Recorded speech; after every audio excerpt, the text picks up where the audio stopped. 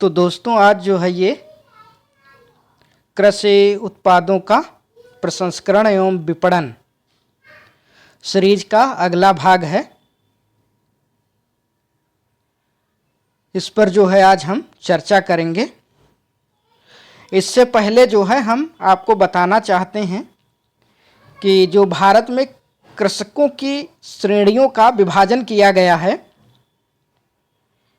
वो कितना हेक्टेयर किसके पास जमीन है उसके आधार पर किया गया है कि कौन किसान जो है कितनी जमीन जो है जोतता है, उसके आधार पर जो है इसका विभाजन हुआ है। यहां पर इसको बताने का कारण यह है कि जब भी प्रश्न आता है तो उसमें सीमांत कृषक और छोटे किसानों का जिक्र दिया होता है। तो कभी कभी ऐसा होता है जो कृषि विषय से संबंधित छात्र नहीं होते तो उन्हें यह पता नहीं होता है कि सीमांत कृषक, छोटे अथवा लघु कृषक किसे कहते हैं। तो उनको यह समझने में आसानी रहेगी। तो शुरू करते हैं, देखते हैं। एक तरफ कृषक की श्रेणी है, दूसरी तरफ जोत का आकार है। तो सीमांत कृषक किसे कहते हैं? जिसके पास 1 हेक्टेयर से कम भूमि हो, जिसमें वो खेती करता हो। दूसरा है छोटे अथवा लघु कृषक, जिसके पास 1 से 2 हेक्टेयर भूमि होती है, उसे कहते हैं। अगला बिंदु है तीसरे नंबर पे अर्ध मध्यम कृषक, जिनके पास 2 से 4 हेक्टेयर तक भूमि होती है। मध्यम कृषक, इनके पास 4 हेक्टेयर से लेकर के 10 हेक्टेयर तक जमीन होती है। और सबसे आखिरी श्रेणी है बड़े किसान, जिनके पास 10 हेक्टेयर से अधिक जमीन होती है। तो ये भारत देश में 5 तरह के कृषकों की श्रेणी है। इनमें सर्वाधिक सीमांत तथा लघु कृषक आते हैं, जिनको छोटे किसान कहते हैं। ठीक है, आगे देखते हैं। इसी में भारत में विभिन्न कृषकों की श्रेणियों के पास कुल कृषि जोतों का प्रतिशत भाग। अब देखते हैं ये 5 श्रेणी के किसान हैं, इनके पास कुल कृषि जोत कितनी कितनी प्रतिशत है। ये भी बताता चलूं कि भारत में कुल परिचालन जोतों की संख्या 146.45 मिलियन है। कुल जो जोते हैं संख्या में, तो उनकी संख्या 146.45 मिलियन है। इन संख्या में से सीमांत कृषकों के पास 68.5% जोतों की संख्या, छोटे अथवा लघु कृषकों के पास 17.6% जोतों की संख्या, अर्ध मध्यम कृषकों के पास 9.6% जोतों की संख्या, मध्यम कृषकों के पास 3.8% कुल कृषि जोतों की संख्या तथा बड़े किसानों के पास 0.6% कुल परिचालन जोतों की संख्या का वर्तमान समय में है। ये डाटा हमने कृषि जनगणना 2015-16 से लिया है, जिसका डाटा भारत सरकार ने 2020 में रिलीज किया है। तो इस तरह से आपने देखा कि भारत देश में सर्वाधिक सीमांत तथा छोटे कृषक हैं। और ये भी हमको आपको मालूम है कि सर्वाधिक आज के समय में प्रभावित सरकार की जितनी भी योजनाएं हैं उनसे यही सीमांत कृषक तथा छोटे अथवा लघु कृषक होते हैं। ठीक है, इन्हीं को ध्यान में रख करके भारत सरकार जो है अपनी योजनाओं को संचालित कर रही है। अब आगे जो है हम चर्चा करते हैं, देखते हैं कृषि उत्पादों का विपणन। ठीक है, इस पे चर्चा करेंगे। कृषि उत्पाद तो हम आप जानते ही हैं, पिछली क्लास में हम आपने पढ़ा है कि कृषि उत्पादों के अंतर्गत खाद्यान्न उत्पाद, नगदी फसल उत्पाद, कुक्कुट आधारित उत्पाद, मत्स्य उत्पाद, पशु एवं दुग्ध उत्पाद, पशुधन उत्पाद जिन्हें बोलते हैं, मत्स्य उत्पाद, मसाले, ये सब आते हैं। अब हम इनके विपणन से संबंधित आगे चर्चा करेंगे। ठीक है, आपको अगर सही से समझना है तो आपको हमारी पिछली वीडियो अवश्य देखनी चाहिए और उनको देखकर तभी आप इसमें आगे बढ़ें। ठीक है, और ये चैप्टर बहुत ही ज़्यादा महत्वपूर्ण है। यूपीपीएससी की दृष्टि से ये मुख्य परीक्षा में 100% आएगा, देख लेना, एक प्रश्न जरूर आएगा। आगे देखते हैं इसमें विभिन्न क्रांतियों जैसे हरित क्रांति, श्वेत क्रांति, नीली क्रांति, इन क्रांतियों को हमने पीछे वर्णन किया ही है। और ये जो नोट्स हम आपको उपलब्ध करा रहे हैं इसको समझने में आपको कोई कठिनाई नहीं होगी, क्योंकि इसमें हमने आसान तरीके से आपको चीज़ों को बताने का प्रयास किया है और हम इसको स्वतंत्रता की पूर्व से लेकर के हरित क्रांति तक और हरित क्रांति के बाद में क्या क्या परिवर्तन हुए हैं उन सब चीज़ों को लेकर चल रहे हैं। तो इसलिए यदि आप एक दो वीडियो अच्छे से देखोगे शुरुआत के, तब भी आप अगर बीच में आ जाओगे तो आपको समझ में आएगा। ठीक है, और मैं चाहता हूं कि आप सारे वीडियो एक सीरीज में देखते हुए चलें, जिससे आपके ये नोट्स जो है तैयार होते जाएंगे और आपको परीक्षा के समय कोई दिक्कत नहीं होगी।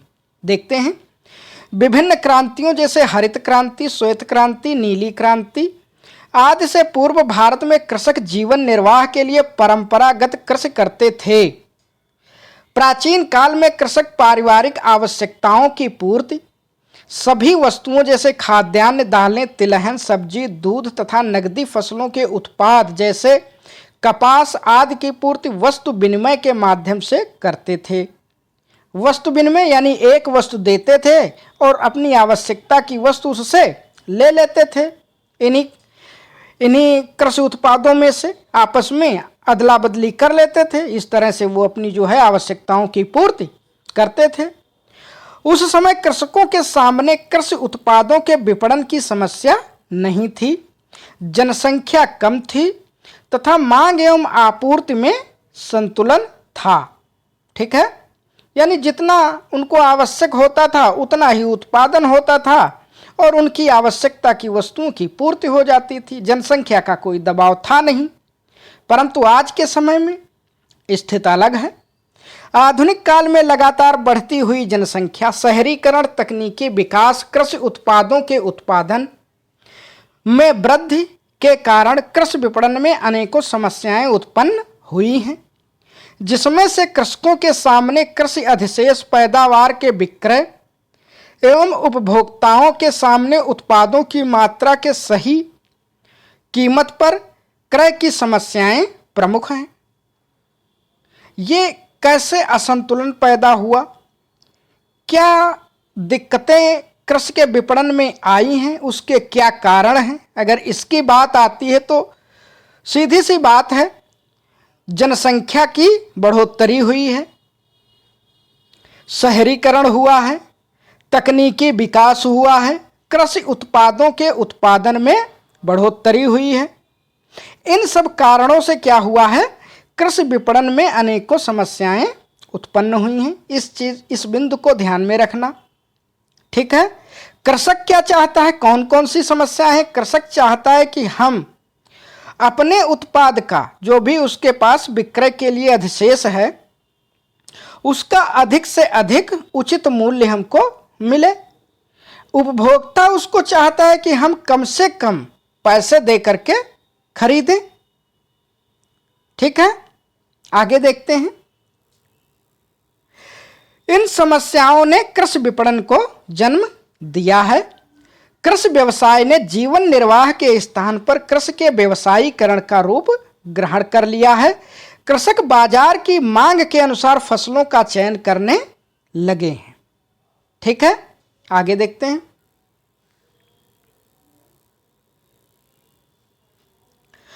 अब यहां हम समझने की कोशिश करते हैं कि कृषि विपणन क्या है, परिभाषा इसकी जानेंगे।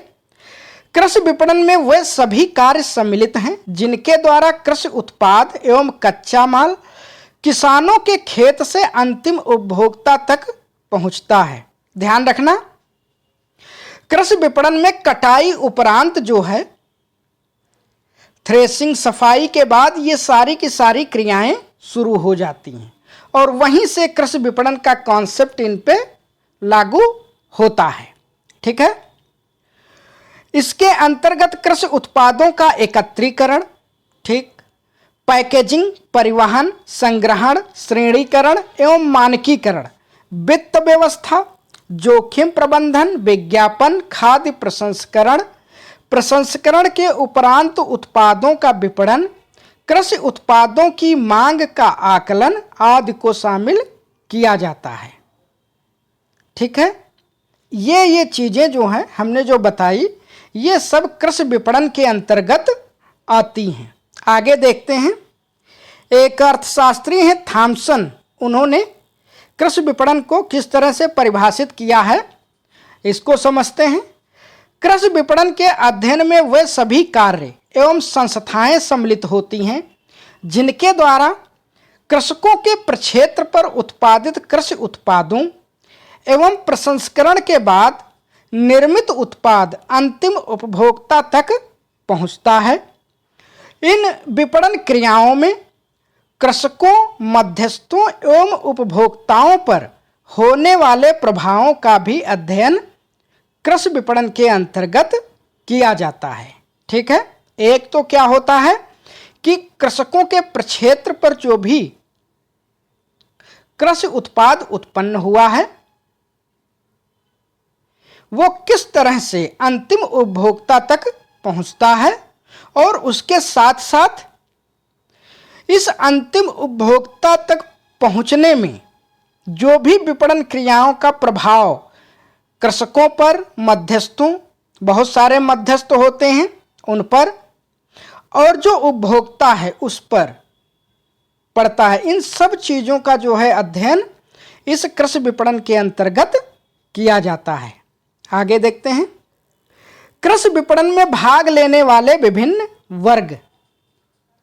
ठीक है, कृषि विपणन में कौन कौन से लोग भाग लेते हैं? तो इसमें भाग लेता है उत्पादक जो कृषक होता है, अगला है उपभोक्ता, ठीक है, तीसरे नंबर पे बिचौलिए और आखिरी में सरकार। ये चार लोग कृषि विपणन में भाग लेते हैं। अब देखते हैं ये चार लोग क्यों भाग लेते हैं, क्या इनका उद्देश्य होता है कृषि विपणन में कि ये क्यों भाग लेते हैं, इनके बारे में जानते हैं थोड़ा सा। उत्पादक चाहता है कि कृषि उत्पाद के विक्रय से अधिक लाभ मिले। उपभोक्ता चाहता है कि कम से कम कीमत पर आवश्यक मात्रा में कृषि उत्पाद मिले। बिचौलिए चाहते हैं कि कृषि विपणन क्रिया के दौरान अधिक से अधिक लाभ प्राप्त हो। और सरकार चाहती है कि कृषकों को उत्पादित कृषि उत्पाद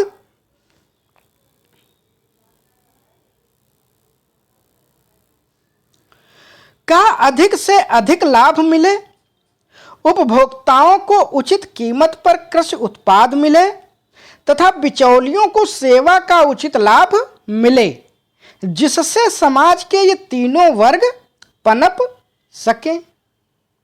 ठीक है, यहां तक आप समझ गए होंगे। आगे देखते हैं।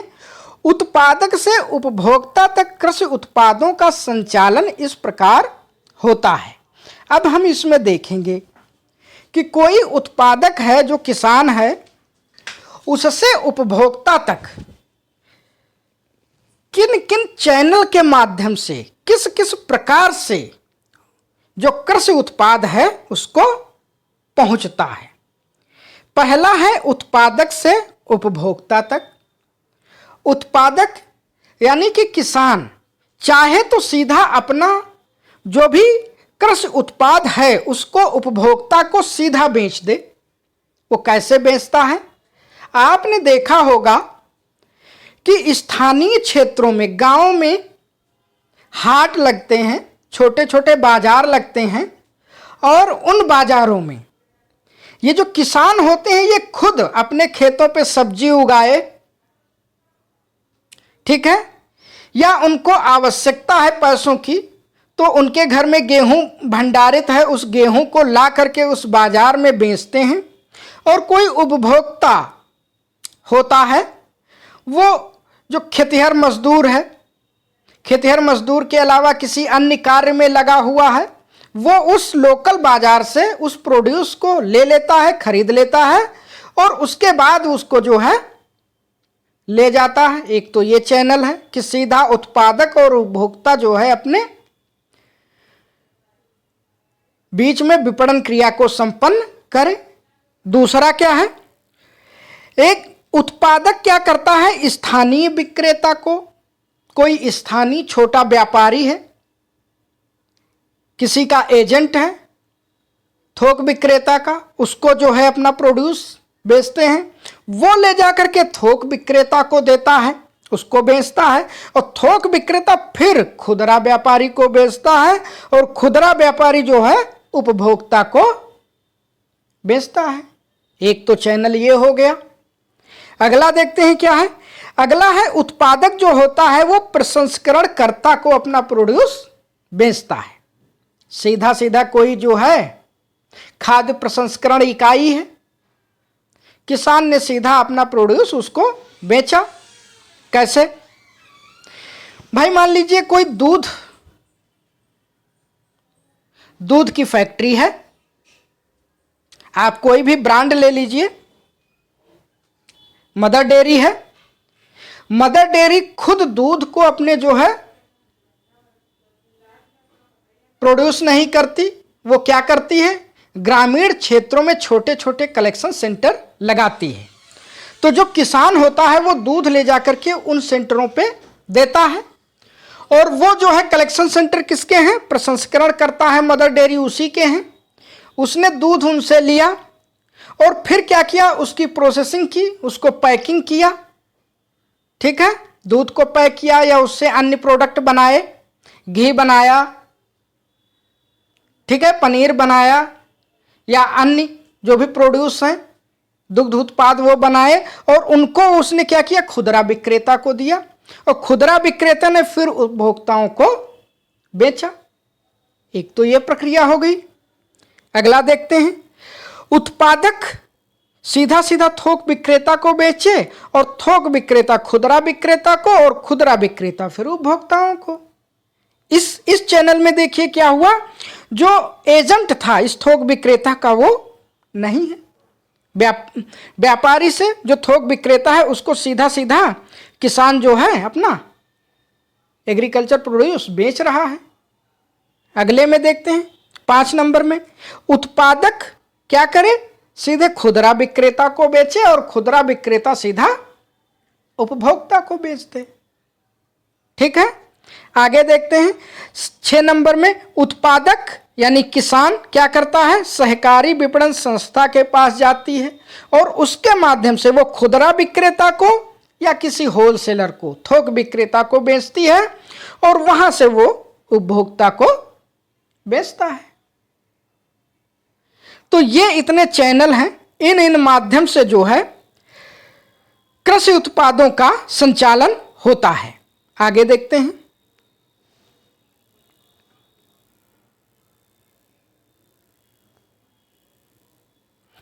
भारत में कृषि विपणन की व्यवस्था। अब देखते हैं कि भारत में वर्तमान समय में कृषि विपणन की क्या व्यवस्था है।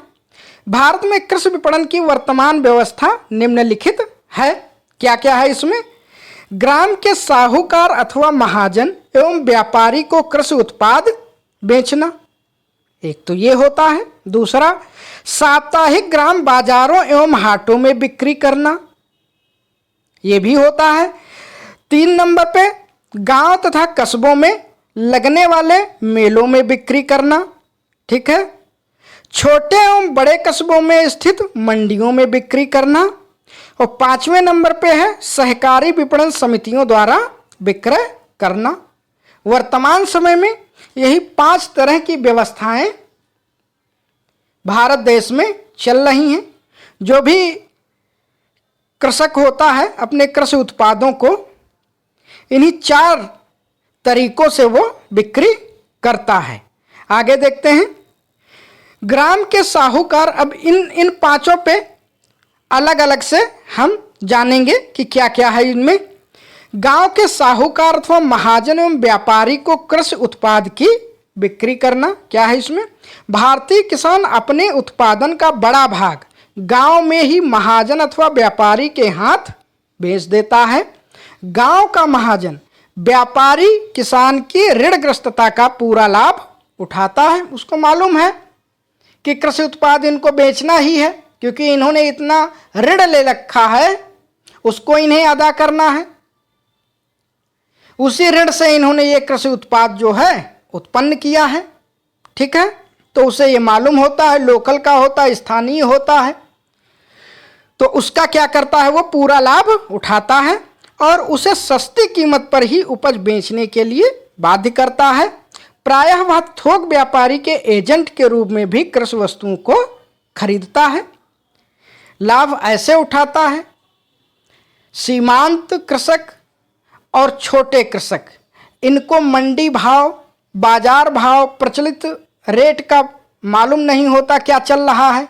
जो वो व्यापारी कह देता है उसी व्यापारी से उसी आधार पे वो उसको अपने स्थान में ही, गांव में ही बेच देते हैं, ठीक है। आगे देखते हैं साप्ताहिक ग्राम बाजारों एवं हाटों में बिक्री करना। भारतीयों में स्थानीय सप्ताह में 1 अथवा 2 दिन बाजार लगता है। देश में अपने जो है गांव में स्थानीय क्षेत्र में 1 सप्ताह में 1 या 2 दिन बाजार लगता है, इसे हाट कहते हैं। इन बाजारों में खेतिहर मजदूर तथा कृषि के अतिरिक्त अन्य व्यवसाय करने वाले व्यक्ति अपनी आवश्यकता की वस्तुएं खरीदते हैं। किसान अपने उत्पादन का छोटा सा भाग इस प्रकार के बाजारों में भी बेच लेते हैं। इसके अलावा इन बाजारों में शहर के थोक व्यापारियों के एजेंट पहुंचकर कृषि वस्तुओं की खरीद करते हैं। यह उल्लेखनीय है कि गांव के बाजार में बड़े किसान जिनके पास काफ़ी कृषि विपण्य आधिक्य होता है अपना माल नहीं बेचते हैं, ठीक है। यानी इसमें वही छोटे किसान जो होते हैं, ठीक है, वही अपना प्रोड्यूस बेचते हैं। बड़े किसान इन हाटों में जो गांव की बाजारें लगती हैं उनमें नहीं बेचते, ठीक है। आगे देखते हैं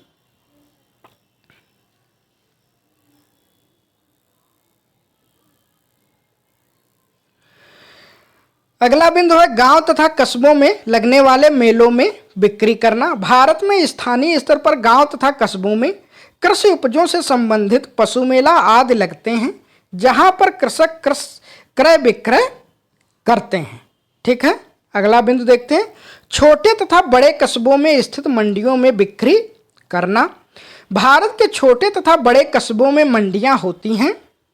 इन मंडियों में बड़े व्यापारी होते हैं। किसान दलालों तथा आढ़तियों के माध्यम से कृषि उत्पादों को इन बड़े व्यापारियों को बेचते हैं। प्रायः दलाल तथा आढ़तिये बड़े व्यापारियों से मिले होते हैं और किसान को अपनी उपज का उचित मूल्य नहीं मिलता है। यातायात संबंधी कठिनाइयों, दलालों तथा आढ़तियों के कपटपूर्ण व्यवहार आदि से आशंकित होकर छोटे किसान मंडी में अपना माल लाने में संकोच करते हैं। बड़े किसान मंडियों में आढ़तियों के कपटपूर्ण व्यवहार के प्रति सतर्क रहते हैं। आगे देखते हैं, सहकारी विपणन व्यवस्था ये भी भारत में चल रही है। कृषि उत्पादों की विपणन प्रणाली की कार्यकुशलता का स्तर ऊंचा करने और किसानों को मध्यस्थों के कपटपूर्ण व्यवहार से बचाकर उन्हें अपनी उपज का उचित मूल्य दिलाने के लिए सहकारी विपणन पर जोर दिया गया है। इस प्रकार की सहकारी विपणन समितियों के माध्यम से छोटे छोटे किसान मिलकर अपनी छोटी छोटी उपज को बड़े व्यापारियों अथवा खुदरा व्यापारियों को सीधे बिक्री कर सकते हैं। ठीक है, तो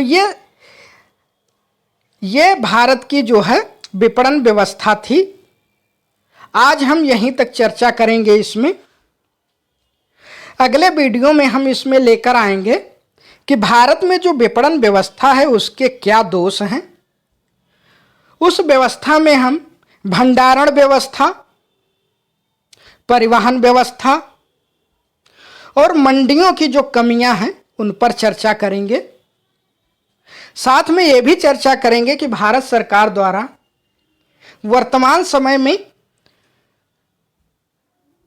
विपणन व्यवस्था को सुधारने के लिए क्या क्या कदम